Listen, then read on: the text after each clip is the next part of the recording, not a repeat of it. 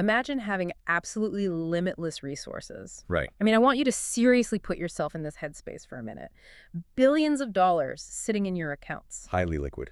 Exactly. Highly liquid and at your complete disposal. You have the capital to buy anything, engineer anything, and frankly, go anywhere on the planet. Anywhere you want. But now, imagine the world is ending. Yeah, the paradigm shifts. The geopolitical order is just collapsing. The just-in-time supply chains that we all rely on are vanishing overnight. Gone in a week. Right. And the ultimate equalizer, which is a cascading global systemic failure, is just knocking at the front door. What do you build? It's the ultimate question. Where do you go? How do you deploy infinite wealth to basically engineer your way out of the apocalypse? When you introduce a true extinction-level event or like a total societal collapse, the fundamental utility of fiat currency just evaporates. It's just paper. Literally just paper or digits on a screen. Yeah. It ceases to be a mechanism for accumulating luxury or social status. Instead, the focus shifts entirely to converting that capital into physical, impermeable infrastructure. Which is wild to think about. It becomes a tool for the most brutal, uncompromising expression of human self-preservation. And that conversion of capital into impermeable infrastructure is the exact focus of our conversation today. We are looking at, it's just a massive, incredibly dense stack of documents. It's a lot to get through. We're talking declassified architectural blueprints for retrofitted Atlas and Titan missile silos. Yep. Psychological evaluations from isolated Antarctic research stations. We've got closed-loop ecological life support system data. The analog astronaut missions. Exactly, those missions. And some heavily redacted geopolitical risk assessment reports from private security contractors. Which are fascinating. So our mission today for you listening is to synthesize all these materials to figure out exactly how the ultra-wealthy are engineering what the literature calls the architecture of ultimate survival. It's a very specific term. We're examining the highly specialized design, the thermodynamics, the psychological engineering, and the sociology of extreme doomsday preparation. Because the documents demonstrate that this is no longer a speculative science fiction exercise. Not at all. This is a highly mature, heavily capitalized industry right now. We need to treat this as an analytical investigation into how the most resourced individuals on Earth view the fragility of our interconnected society. And the precise mathematical and engineering tolerances they're demanding to insulate themselves from its collapse. Exactly. Let's start by deconstructing the specific terminology used throughout these architectural briefs. That phrase, architecture of ultimate survival, appears repeatedly. It's everywhere in the briefs. Right. And the word architecture in the civilian world implies aesthetic design, spatial flow, erecting skyscrapers or museums. Making things look good. Right, but in the context of these blueprints, the definition of architecture narrows into something purely defensive. And functionally absolute. It's intentional, specialized design engineered to withstand catastrophic, unpredictable external forces. We have to look at the structural engineering data. Standard architectural codes dictate that a building should withstand localized shear forces. Like an earthquake. Like an earthquake or hurricane, right? Really? And remain standing long enough for the occupants to evacuate. Because you assume there's somewhere to evacuate to. Exactly. Survival architecture completely discards the concept of evacuation. You're staying put. If we look at the blast overpressure ratings in these retrofitted silos, standard commercial buildings are destroyed by an overpressure of just 5 pounds per square inch. 5 psi. 5 psi. That knocks down a house. Wow. The structures detailed in these blueprints are engineered for 50 to 100 psi of sustained overpressure. Which is, that's surviving a near-direct nuclear detonation, right? Yes. They incorporate massive seismic isolation systems. Yeah. They are essentially floating multi-thousand-ton concrete substructures on gigantic hydraulic shock absorbers. So the building literally floats. Right, so that the kinetic energy of the Earth shearing apart doesn't fracture the pressure hull. But the structural integrity against external kinetic force is arguably the easier engineering problem. Oh, absolutely. You can always just pour more high-density concrete and layer more hardened steel. Brute force engineering. Right, brute force. The far more complex architectural requirement is sustaining human life indefinitely on the inside. Because a blast door doesn't just keep the shockwave out. It seals the occupants in. It forces the architecture to become a completely autonomous artificial ecosystem. The distinction between survival and ultimate survival in these engineering docs is super critical. Standard disaster preparedness is fundamentally an open-loop system. Right, like a go bag. Yeah, you have a cache of resources, water, calories, batteries, designed to bridge a temporary gap in civil services. You're operating on the statistical assumption that the overarching system will eventually stabilize. The grid will come back online. FEMA will arrive. Help is coming. Exactly. Ultimate survival architecture, however, operates on the baseline assumption that the system will never recover. The timeline for rescue is infinite. The engineering tolerances drop to absolute zero. If you're building a closed-loop system, you aren't just stockpiling, you're recreating the Earth's biosphere in a subterranean concrete cylinder. Which is incredibly difficult. The literature on closed ecological life support systems, or CELSS, makes it clear that this is a thermodynamic and biochemical nightmare. It's a delicate balance. When you sever all ties to the surface, you're taking on the responsibility of filtering, recycling, and generating every single molecule required for human biological function. Let's examine the power requirements detailed in those risk assessment reports. You cannot rely on solar arrays. No, the panels would be destroyed. Or covered. The models for nuclear winter volcanic ash clouds or severe atmospheric particulate loading render photovoltaic technology functionally useless for decades. So you can't use the sun. So the architecture demands entirely off-grid, deeply buried power generation. The blueprints show two primary solutions. Right, I saw those. Deep-bore geothermal heat pumps, or for the most highly capitalized projects, small modular reactors. SMRs.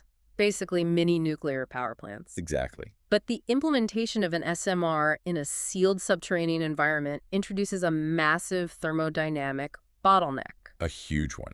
A nuclear reactor, even a small one, generates megawatts of thermal energy. In an open environment, you vent that heat into the atmosphere or a large body of water. Like a river or the ocean. Right. If you're buried under 50 feet of bedrock, where does the waste heat go? It has nowhere to go. If your heat sinks fail, the ambient temperature inside the bunker will rise until the occupants are essentially cooked in a concrete oven. It's a terrifying scenario. So the architecture has to include massive, redundant, active cooling loops, drilling hundreds of feet further down into subterranean aquifers just to dump the thermal exhaust. And the thermodynamics are inextricably linked to the atmospheric scrubbing. Which is another massive challenge.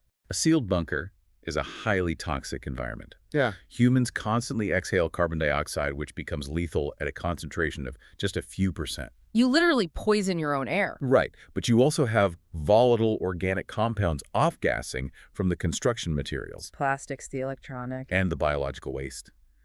The atmospheric processing systems detailed in these schematics go far beyond standard HEPA filtration. We're not talking about a Dyson air purifier here. No, we are looking at industrial-scale Sabatier reactors to convert CO2 back into oxygen and methane. Alongside complex arrays of activated carbon and chemical scrubbers designed to neutralize radiological isotopes. And weaponize biological pathogens from the surface air intakes. Because you still have to draw in some air, right, or at least filter what's there, and the water loop has to be equally ruthless. Well, the water loop is brutal. The analog astronaut data demonstrates how incredibly difficult it is to maintain a 100% closed water cycle. Every drop of moisture matters.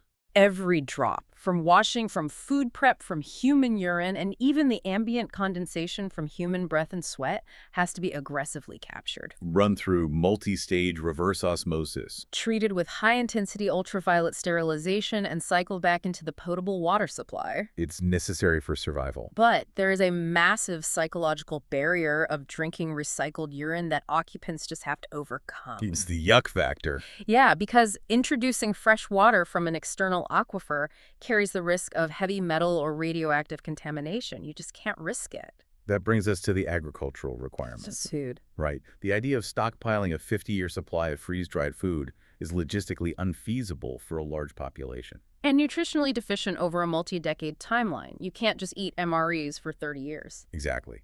Ultimate survival necessitates continuous caloric generation.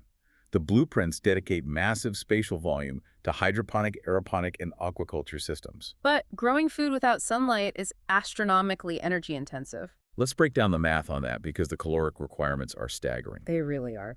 If you have 20 people in a facility, each requiring roughly 2,500 calories a day, you aren't just growing leafy greens. No. A head of lettuce has practically zero caloric density. It's mostly water. You need to grow complex carbohydrates, Potatoes. wheat, soybeans. And to yield enough of those crops using artificial LED, lighting the electrical draw scales exponentially. You're devoting a huge percentage of your SMR's power output simply to mimicking the sun. It's a massive energy drain. And the risk of a single fungal pathogen wiping out an entire crop cycle requires the agricultural wings to be highly compartmentalized. With strict biological quarantine protocols between different hydroponic bays, you can't have one sick plant kill the whole food supply. Exactly. But even if we assume the engineering holds, the reactor doesn't melt down, the Sabatier scrubbers function flawlessly, the hydroponic wheat yields are sufficient, the most volatile variable in the entire system isn't mechanical. No, it's neurological. It's the human brain. The psychological profiles from the Antarctic winter-over missions highlight the devastating impact of prolonged isolation and sensory deprivation on the mind. The literature on isolated, confined, and extreme or ICE environments is pretty grim. We evolved as nomadic persistence hunters. Right, we're used to moving. Our neurobiology requires diverse spatial boundaries, a visual horizon, and the dynamic stimuli of a changing environment. When you trap the human brain in a static, subterranean concrete geometry, the neural pathways begin to atrophy. The Antarctic data shows severe cognitive decline, emotional volatility, and clinical depression in subjects isolated for just 9 months. 9 months. Now extrapolate that to a multi-decade timeline. It's almost unimaginable. This is where the architectural design has to forcefully intervene to manipulate the occupant's perception of reality. The blueprints show a massive investment in circadian lighting systems. This part was fascinating to me. The human brain regulates its sleep-wake cycle through melanopsin receptors in the eye, which are highly sensitive to the blue light of the morning sun. So if a bunker uses static fluorescent lighting, The occupant's circadian rhythms decouple from a 24-hour cycle. they just drift. They begin to experience free-running sleep, leading to severe insomnia, endocrine disruption, and eventual psychosis. So the lighting must dynamically shift its color temperature throughout the day. Measured in Kelvin, yes. From the cool blue of morning to the warm amber of dusk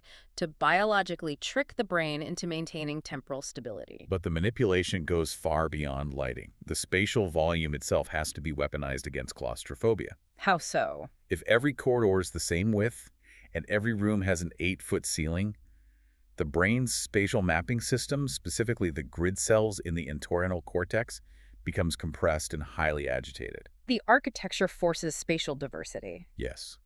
We see blueprints featuring massive vaulted communal areas with 30-foot ceilings transitioning into narrow compression zones and opening back up into diverse topographies. They use variable textures on the walls too.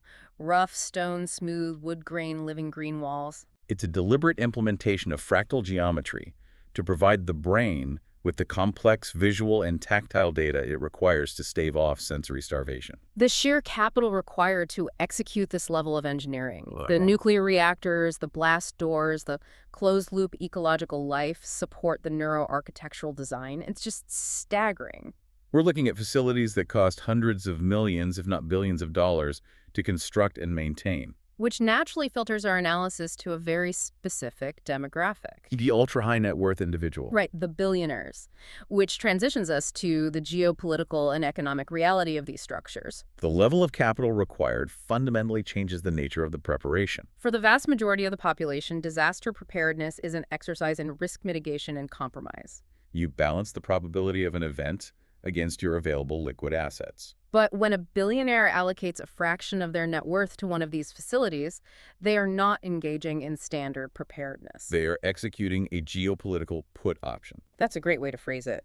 They are aggressively shorting the stability of the global supply chain, and the bunker is the payout mechanism. The distinction is vital. An average citizen stockpiling resources is attempting to buy a few weeks of comfort within the existing paradigm. Hoping things go back to normal. The individuals funding these multi-level subterranean complexes are buying an entirely new reality. They are engineering an alternate universe where the collapse of the global order does not disrupt their position at the apex of the hierarchy. The bunker is a physical manifestation of their wealth converted into absolute sovereignty. But maintaining that sovereignty introduces the most critical and arguably the most difficult architectural element of all. It isn't the thickness of the concrete or the efficiency of the air scrubbers. It is operation security, OPSEC, it's absolute secrecy. The risk assessment reports from the private security contractors make this explicitly clear. The primary threat to a survival facility is not the initial catastrophic event. The primary threat is the surviving population. This is the central paradox of extreme preparation. The act of building an impenetrable safe haven fundamentally alters your threat profile. If society collapses and the agricultural supply chains fail, millions of people will face starvation within weeks. It's a terrifying reality. In that environment, a facility known to contain a 50-year supply of food, clean water, and power becomes a magnet for every desperate, heavily armed faction within a 1,000-mile radius. The security reports detail the grim reality of a sustained siege. No matter how thick your blast doors are, a persistent, highly motivated mob with nothing to lose will eventually find a vulnerability. They will identify the surface air intakes and pour concrete down them. They will locate the geothermal heat sinks and sever the cooling loops. They'll just wait until a mechanical failure forces the occupants to open the door. Therefore, the architecture cannot rely solely on physical resistance. It must rely on invisibility. If we look at the history of defensive architecture, this represents a complete philosophical inversion. Consider the medieval Motte Bailey Castle or the massive star forts of the 18th century. Those structures were designed for maximum visibility. They dominated the landscape. They were psychological weapons intended to project power and deter an attack by demonstrating the sheer cost of a siege. They announced their presence to the world. The modern Billionaire fortress operates on the exact opposite principle. The ultimate security system is ensuring the enemy does not know you exist. The blueprints show facilities buried beneath unassuming, dilapidated barns in the Midwest. Or integrated seamlessly into the bedrock beneath the remote high-end real estate in New Zealand with the surface structures designed to look like standard luxury homes. The goal is zero electromagnetic, thermal, or visual signature. But the logistics of constructing a massive, invisible subterranean complex are extraordinarily complex. You cannot quietly excavate hundreds of thousands of cubic yards of earth and pour tens of thousands of tons of concrete. Satellite surveillance, local zoning boards, and the sheer volume of contractor traffic make secrecy incredibly difficult. The documents reveal a reliance on extreme compartmentalization, mirroring military black-budget projects. The corporate structuring alone is a labyrinth. They use layers of anonymous shell companies based in jurisdictions with strict corporate secrecy laws to purchase the land. They hire multiple independent contracting firms for different phases of the build. The team excavating the site has no idea what the ultimate purpose of the hole is.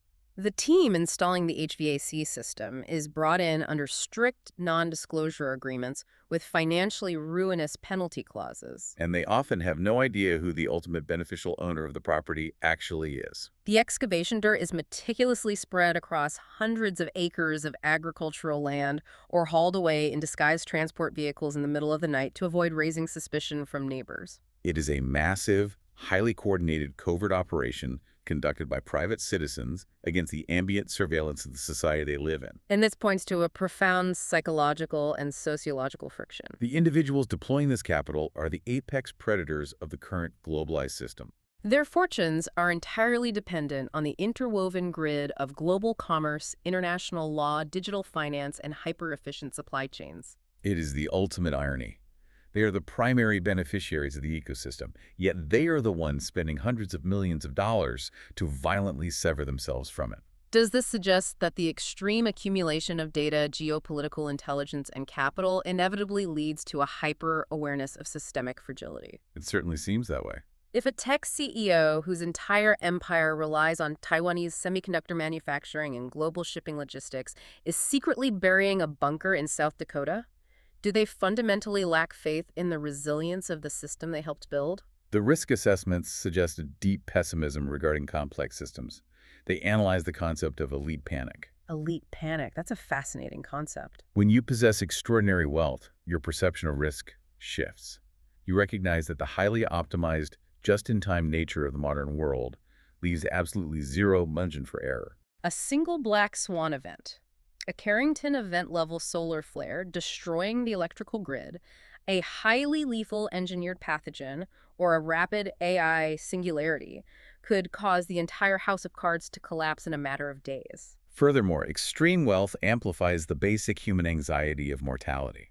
When your capital allows you to solve virtually every other problem in your life, the inability to control the existential threat of societal collapse becomes psychologically intolerable. The bunker is an astronomically expensive mechanism to buffer against that existential dread. That brings us to the broader philosophy of doomsday preparation at this scale. We have to completely redefine the concept of prepping. The sociological profiles draw a sharp distinction between the suburban prepper and the ultra-wealthy survivalist. The average person storing water and ammunition is preparing to endure a localized storm. They are hoping to survive long enough for a return to the status quo.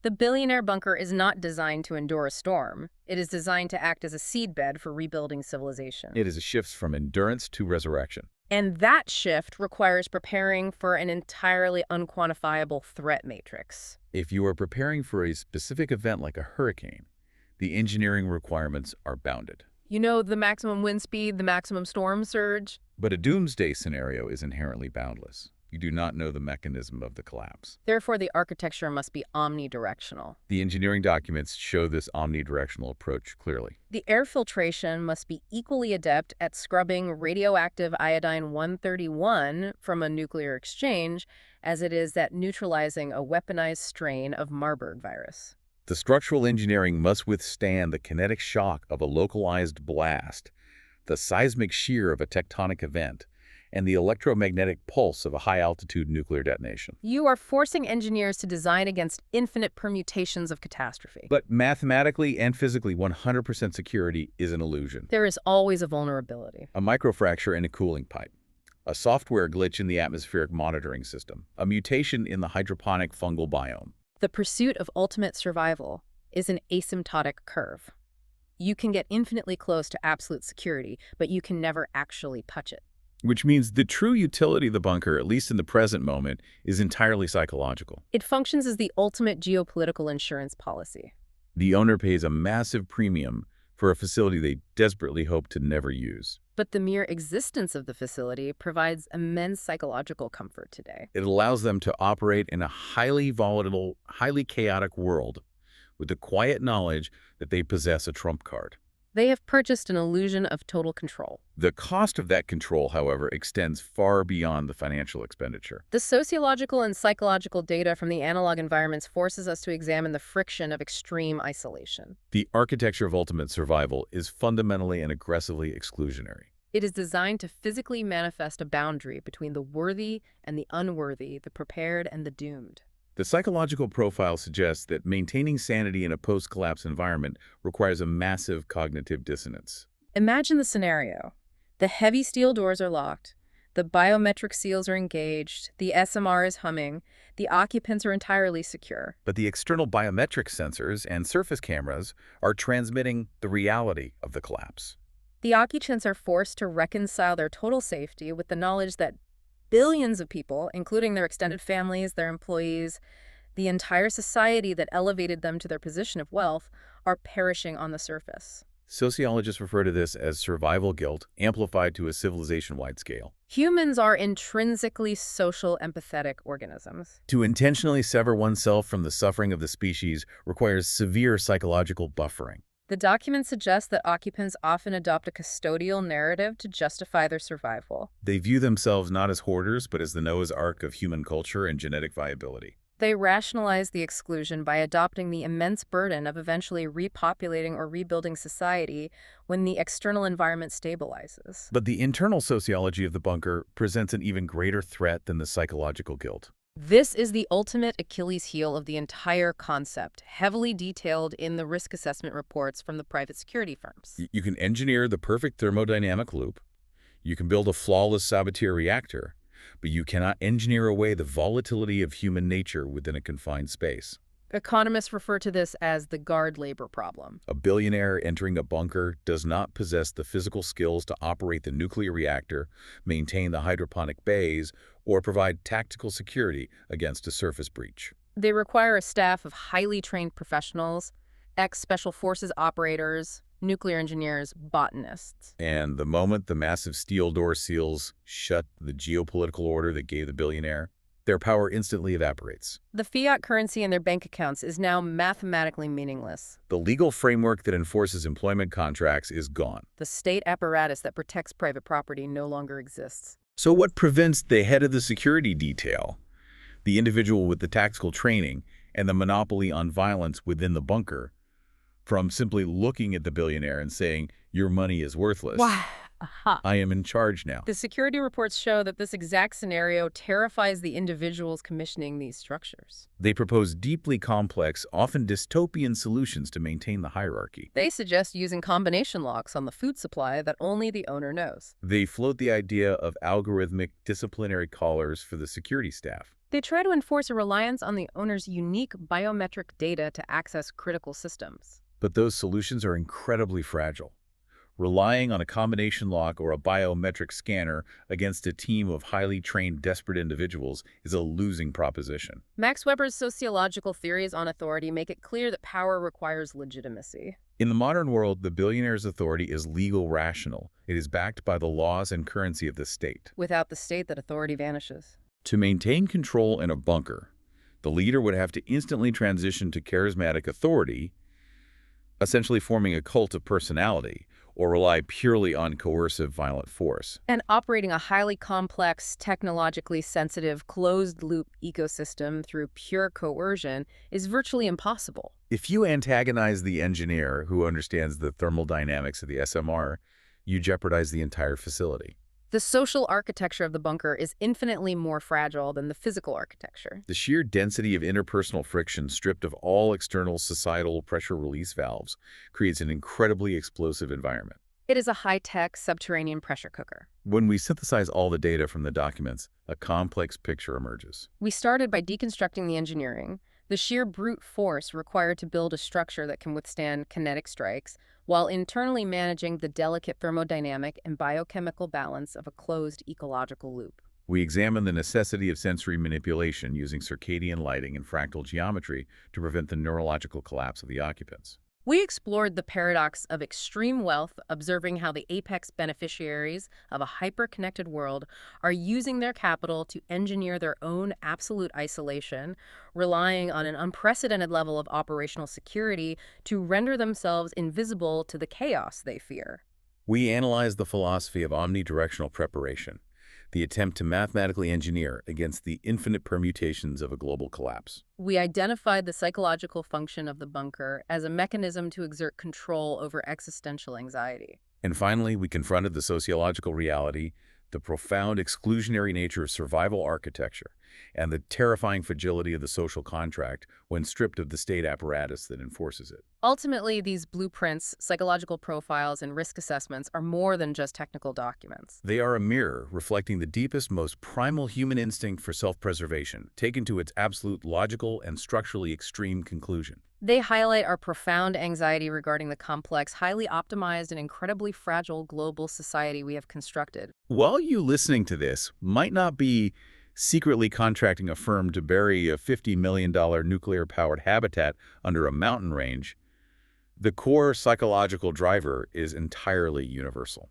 The instinct to mitigate risk, to insulate yourself from chaos, and to protect the people you care about is hardwired into our neurobiology. The scale of the capital deployed is vastly different, but the fundamental motivation is exactly the same. The ultra-wealthy are simply utilizing their unique access to resources to express that universal instinct through thousands of tons of concrete and highly advanced atmospheric scrubbers. Precisely. So as we conclude this massive analysis, I want to leave you with a final lingering thought. Consider the ultimate reality of executing this plan. If you deploy the capital, if the engineering holds and the social dynamics remain stable, you have successfully outlived the collapse of human civilization. But doing so means you have permanently locked that multi-ton steel door.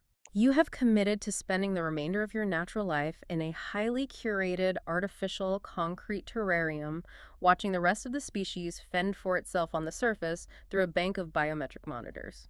You have secured your existence, but at the cost of your participation in the wider human experience. When the dust finally settles and you are entirely alone in the perfect safety of your subterranean fortress, is the price of ultimate survival actually worth it? Think about it. We'll catch you next time.